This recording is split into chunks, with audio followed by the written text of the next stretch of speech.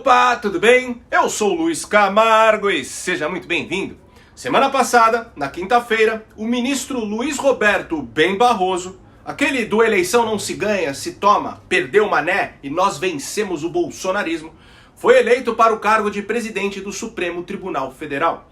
A eleição do ministro foi realizada de forma simbólica pelo plenário da corte. Há uma tradição de antiguidade para assumir a função. É eleito sempre o ministro mais antigo, que ainda não presidiu o tribunal. E para vice, o segundo mais antigo. Atualmente, Barroso ocupa o cargo de vice-presidente e já seria o próximo integrante do STF a presidir o tribunal. Barroso assumirá o cargo em setembro, após a ministra Rosa Weber, atual presidente, deixar o cargo. É praxe que o ministro que assumirá a presidência vote no seu vice. Logo, Barroso votou em Fachin e Fachin votou em Moraes, que será o próximo presidente após Fachin.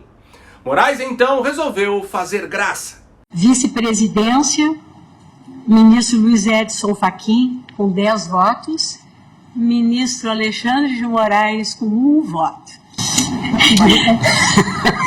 Eleito o ministro Luiz Edson Fachin. A votação não foi no TSE. Vai colocar esse pessoal no inquérito. Presidente. Eleitos então. Veja bem, Moraes brincou que a eleição não foi no TSE, por isso ele não ganhou. Na sequência, Gilmar Mendes disse: vai colocar esse pessoal no inquérito? Isso tudo deve ser muito engraçado mesmo. De fato, somos 215 milhões de palhaços.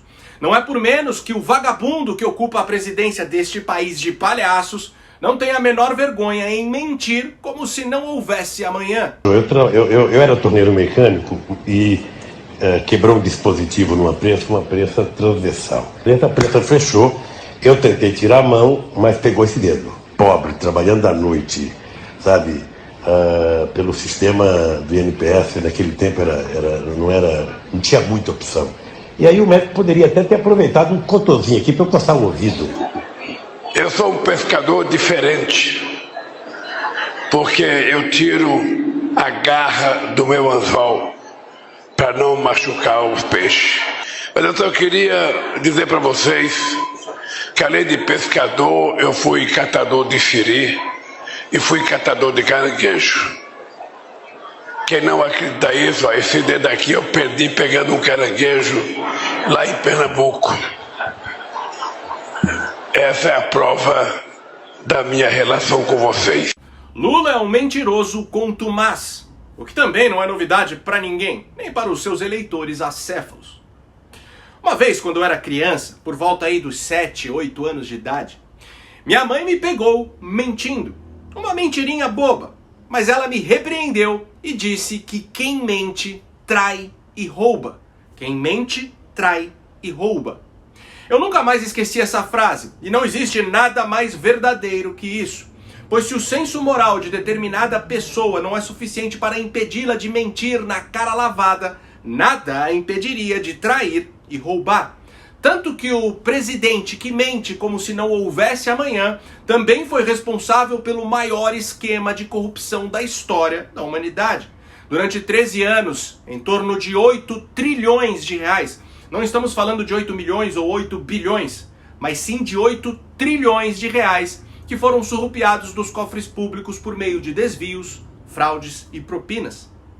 Bom, existem duas formas intrínsecas de deturpar a realidade. São elas a mentira, que o Lula é expert, e a farsa.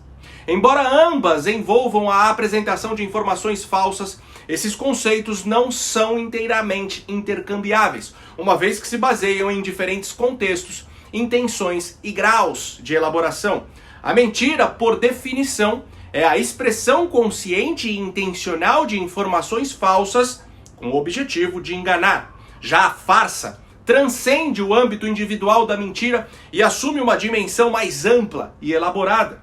A farsa é uma representação fictícia ou distorcida de uma realidade. Assim como a mentira tem perna curta, uma farsa não pode ser sustentada por muito tempo. E é isso que a CPMI do 8 de janeiro vem provando. O general Carlos Rodrigues, aquele que nas imagens vazadas pela CNN é flagrado conversando animadamente com os invasores do Palácio do Planalto no dia 8, foi o militar responsável no GSI por iniciar os preparativos da viagem de Lula a Araraquara na véspera dos ataques, depois do presidente ter sido devidamente alertado sobre a iminência da invasão aos prédios dos três poderes.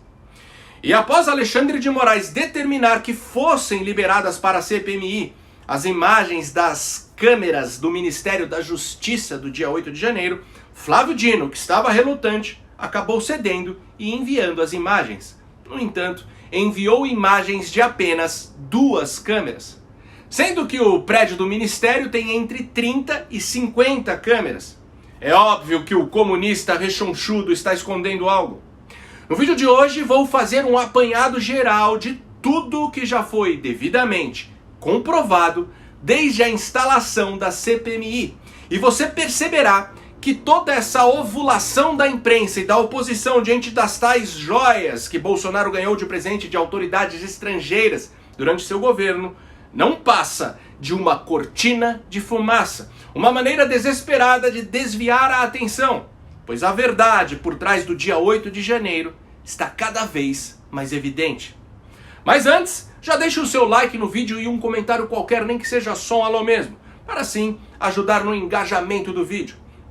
Eu não consigo responder todas as mensagens, mas leio, eu diria que 90% delas. Aproveita também e confere se você continua inscrito no canal, aciona o sininho das notificações e, como você já deve saber, por conta dessa perseguição sumária às vozes conservadoras nas redes sociais, este canal continua desmonetizado. Desde setembro do ano passado eu não ganho nenhum centavo para fazer conteúdo aqui. Sendo assim, considere ser um patrocinador do canal. Você pode fazer isso de 2 maneiras. Contribuindo com qualquer valor através do nosso Apoia-se, o link está aqui na descrição do vídeo e também fixado no primeiro comentário, ou você pode contribuir através do Pix. Minha chave Pix é o e-mail luiscamargopix@yahoo.com. Luiz Camargo Pix, tudo junto, Luiz com Z, @yahoo.com. É só .com, não tem BR. Imagine se você dependesse apenas da grande mídia. Imagine se você dependesse apenas da Globo para se informar. Justamente a Globo que recebe mais da metade da verba de propaganda do governo Lula. A imprensa tradicional apoia a regulamentação das redes sociais justamente porque perderam o monopólio da informação. Eles não podem mais te manipular como antes. Diante disso, seu apoio às mídias alternativas é fundamental. Se desejar, dê um pause aí no vídeo para fazer a sua contribuição para este canal, que eu ficarei imensamente grato. Afinal, agora eu só posso contar com você. Feito? Então vamos lá. A única função da CPMI do 8 de janeiro é descobrir quem vandalizou os prédios dos três poderes, se houve realmente infiltrados e por que o governo foi omisso na proteção do patrimônio público. Qualquer conclusão diferente dessa faz uso criminoso e ideológico da investigação. Diante disso, vamos fazer um resumo dos fatos que já foram apurados. Algumas semanas atrás, a revista Oeste teve acesso a um documento enviado pelo GSI à CPMI, que diz que na tarde do dia 7 de janeiro, depois da ABIN ter enviado diversos alertas sobre a forte possibilidade de ataques aos prédios dos três poderes, Lula solicitou uma viagem às pressas para Araraquara, cidade administrada pelo amigo petista Edinho Silva. Segundo o site de aviação Aeroin, Lula decolou do aeroporto de Congonhas, na capital paulista, às 13h50 e chegou em Gavião Peixoto às 14h26. A distância entre Gavião Peixoto e Araraquara é de 39 quilômetros e leva aproximadamente 37 minutos. A movimentação de manifestantes rumo à Praça dos Três Poderes começou às 13 horas. Mas apenas às 15 horas, os radicais desvirtuaram a proposta da manifestação e romperam o bloqueio policial e se dirigiram ao Congresso Nacional. Às 15h50, o Palácio do Planalto foi tomado e em apenas 5 minutos, a a sede do STF começou a sofrer ataques. Lula decretou a intervenção federal no Distrito Federal às 17h50. Ricardo Capelli, assessor do ministro Flávio Dino, foi nomeado interventor federal. Um tempo recorde para quem não sabia de nada, entender o que estava acontecendo em Brasília, redigir um extenso documento juridicamente complexo de intervenção federal e ainda escolher o interventor. Você há de concordar comigo que o raciocínio mais lógico é que tudo já estava devidamente pronto e programado. Mas prosseguindo, em depoimento à CPMI, o ex-diretor da ABIN, Saulo Moura da Cunha, deixou o general Gonçalves Dias em uma situação delicadíssima. Saulo confessou que, por ordem de G. Dias, alterou o relatório para excluir o nome do então ministro do GSI como destinatário de mensagens que alertavam para o risco de invasões nos protestos do dia 8. O ex-diretor da ABIN afirmou também que foi ele quem enviou os alertas de inteligência sobre o risco de invasão para o celular de G. Dias. E como se não bastasse, no fatídico dia antes dos acontecimentos, ainda ligou para o general para precavê-lo de que não seria apenas uma manifestação pacífica. Ou seja, o general do Lula sabia o que estava para acontecer e não fez nada para evitar, muito pelo contrário, como vimos, G. Dias e sua equipe fizeram uma verdadeira recepção de boas-vindas aos invasores. O general do Lula só foi exonerado do comando do GSI depois que a CNN vazou as imagens das câmeras de segurança do palácio. Imagens essas que o Lula havia colocado em sigilo. Ou seja, o presidente assistiu seu ministro destrancando as portas e tratando os vândalos como se fosse um guia turístico do local e ainda assim o manteve no cargo e decretou sigilo nas imagens. Mas não para por aí. A ABIN produziu para o governo Lula 33 alertas de inteligência sobre o risco de invasões aos prédios dos três poderes. No dia 2 de janeiro e o final da madrugada do dia 8 de janeiro, a ABIN produziu 33 alertas de inteligência. Do dia? Do dia 6 de janeiro, do dia 2 de janeiro até o final do dia 8, até o final do dia 8, a ABIN produziu... 2 ao dia 8. Isso, produziu isso. 33 alertas de inteligência. E o que aconteceu depois desses alertas todos? Justamente, naquele fim de semana diminuíram o efetivo da guarda presidencial. Lula fugiu às pressas de Brasília. Quem organizou sua retirada foi o general Carlos Rodrigues, aquele que nas imagens aparece conversando amigavelmente com os invasores que ele deveria dar voz de prisão. E a Força Nacional, que estava sob a responsabilidade de Flávio Dino, ao invés de conter o movimento quando ele estava começando, recebeu ordens para se retirar. Tropa de choque, eles estão entrando... Se puder aumentar o volume, eu agradeço. Vou falar com você que agora, olha só, eles estão se retirando, provavelmente é a Força Nacional. Pelo amor de Deus! Olha só. O que está acontecendo aí é a Força Nacional, que é de subordinação do ministro Flávio Dino, se retirando da manifestação, facilitando, como foi dito aqui pelo coronel Naime, a entrada no Palácio do Planalto, no Congresso Nacional e no STF. Como a gente sabe, no dia dos ataques, Dino escreveu um tweet dizendo que acompanhava de seu gabinete tudo o que estava acontecendo. Depois, ao ser questionado por parlamentares na CCJ, Dino negou estar na esplanada. Assistiu de camarote aqui com esse monte de janela atrás do senhor? Infelizmente assisti. Com a graça de Deus não tive um infarto. Infelizmente assisti. Infelizmente assisti. Assistiu de camarote aqui com esse monte de janela. Assisti. Aí vem as versões fantasiosas. Que eu estava no ministério olhando. Não, eu não estava. Foi justamente essa contradição um dos principais motivos que levaram os parlamentares de oposição na CPMI a requerer as imagens das câmeras de segurança do Ministério da Justiça. Primeiro, Dino negou o acesso. Mas uma comissão parlamentar de inquéritos é um órgão investigativo com poder de polícia. Sendo assim, Moraes determinou que Dino atendesse ao requerimento. Percebendo que não teria jeito, o comunista cedeu as imagens, só que de 2 câmeras apenas, sendo que o prédio tem entre 30 e 50. O que Flávio Dino está tentando esconder? Será que alguma câmera registrou G. Dias e Ricardo Capelli, que depois seria o interventor, entrando no ministério para alguma reunião suspeita com o ministro da Justiça? Imagine se essas imagens fossem vazadas para a imprensa, como aconteceu com as imagens do Palácio. O que será que veríamos? Dino tomando milkshake e comendo hambúrguer? Veríamos ele e Capelli comemorando um plano que deu certo?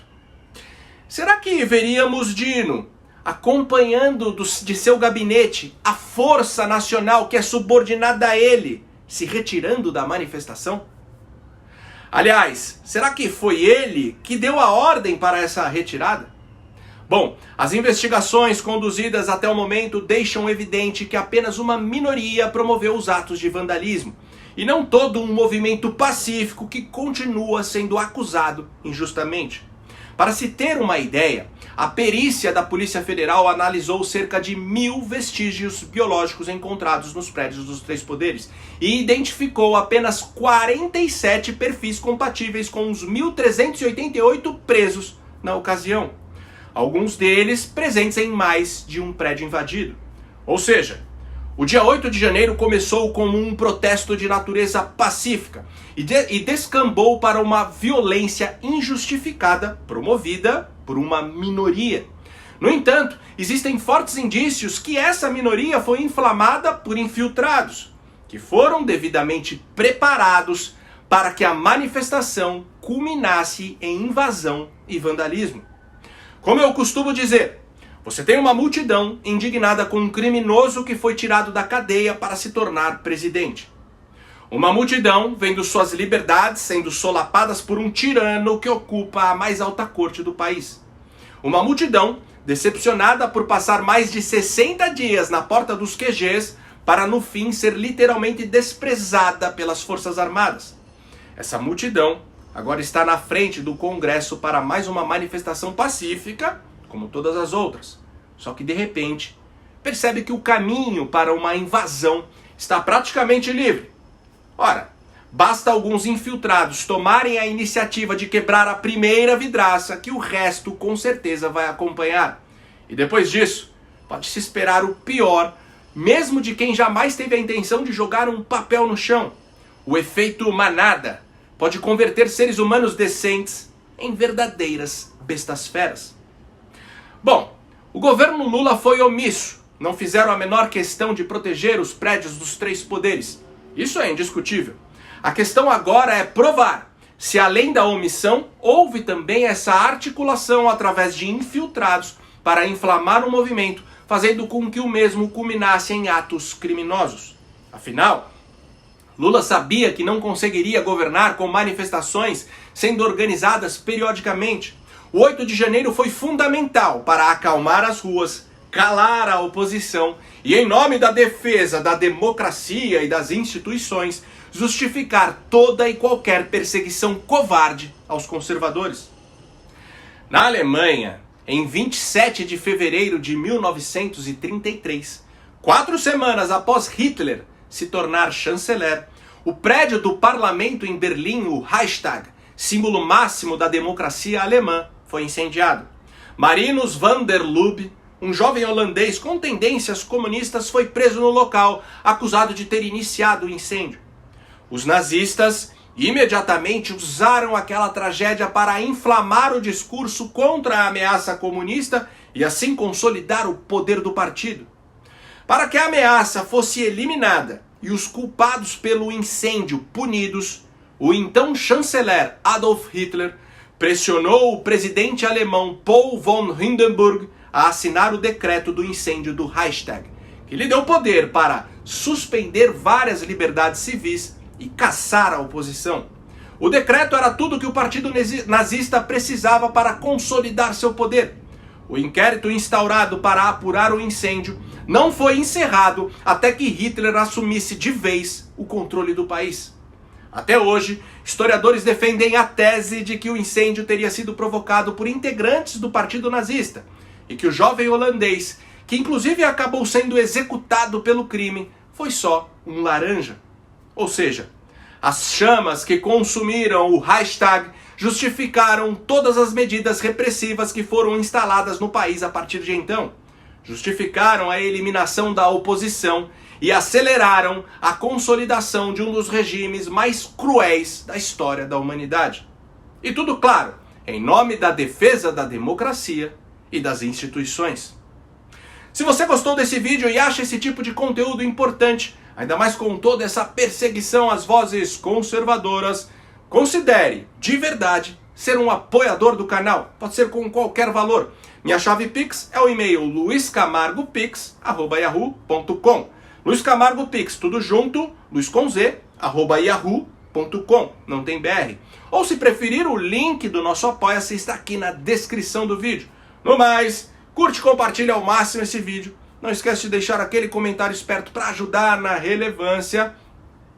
E me siga também em todas as redes sociais, Instagram, Twitter, Facebook e no Rumble, @LuizCamargoVlog. Então até o próximo vídeo, valeu!